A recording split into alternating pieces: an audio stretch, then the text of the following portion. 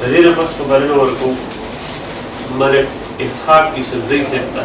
چې هغه راشي هغه د سمندر یوسفزۍ صاحب ته د دریو شعرونو باندې بلنه ورکوم چې یاد به یې نه یم خو زما ارمان چې هر چېرته وي یاد به یې نه یم خو زما ارمان چې هر چېرته وي مسکې دې اوسي لکه ګل جانان چې هر چېرته وي او مینه شیندم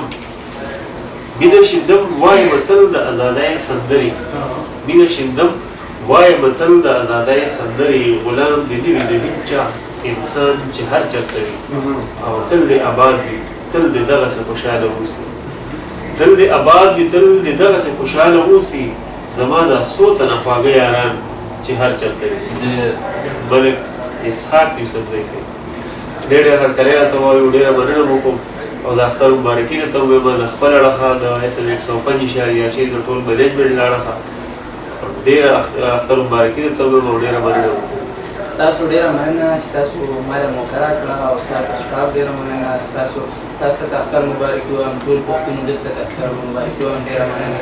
ډېره مننه او دا راته ووایه ګلابه چې کومې ټولنې سره کښېنې پاسې زه د مرغوز یم زه مرغوزار ادبي ثقافتي ټولنې سره کښېنم پاسم چې د هغې صدر مراد صاحب دی او نور ملګري پکې هم ډېر دي هغوی سره ناستې پاستې د یو نوي لیکوال لپاره تاسو نه یاد د یو نوي لیکوال لپاره د پښتو ادبي ټولنې څه سرپرستي کولی شي که نه څه خواږه وله ورکولی شي که نه مطلب مټیایي بلکل وله ورکولی شي خو کعبه غستلی شي نن خپلو مینهوالو سره څه شریکول غواړئ یو کتاب وګورم روماني یو غزل ارشاد چې په محبت کې اظهار زمانه چرته کېږي په محبت کې اظهار زمانه چرته کېږي هغې جنۍ ته ازار زمانه چرته کېږي او ته ګرځه چم په چم ما پسې خبرې کوه ته ګرځه چم په چم ما پسې خبرې کوه تا پسې خبرې یار زمانه چرته کېږي او یو غزل ووایم ارشاد چې هر سړی وایي چې مزې مې وکړې هر سړی وایي چې مزې مې وکړې او بس د حسن تماشې مې وکړې ستا د وصال خواږه مې ونه لیدل ستا د وصال خواږه مې ونه لیدل ای که هر څومره شوګۍ مې وکړې خلک کوي خو بس د جنګ خبرې خلک کوي خو بس د جنګ خبرې زه وایم د امن څو ټپې مې وکړې او چې پوره کېږي مې ارمان هډونه چې پوره کېږي مې ارمان هډونه د خپله ربه اوس ګیلې مې وکړې اسحاق نن بیا پښتانه چې مړو اسحاق نن بیا جنازې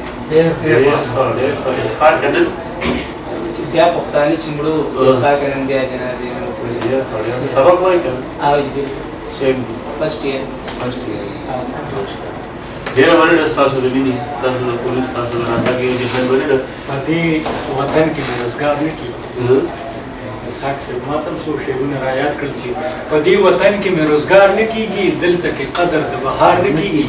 او زه په خزان کې سره ګلونه غواړم ستا په سرلو ته رانه وار نه کېږي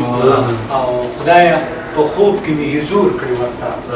خدایه په خوب کې مې حضور کړې ورته غنې زمانه خو اظهار نه کېږي او دا د دې زلمي شاعر دپاره چې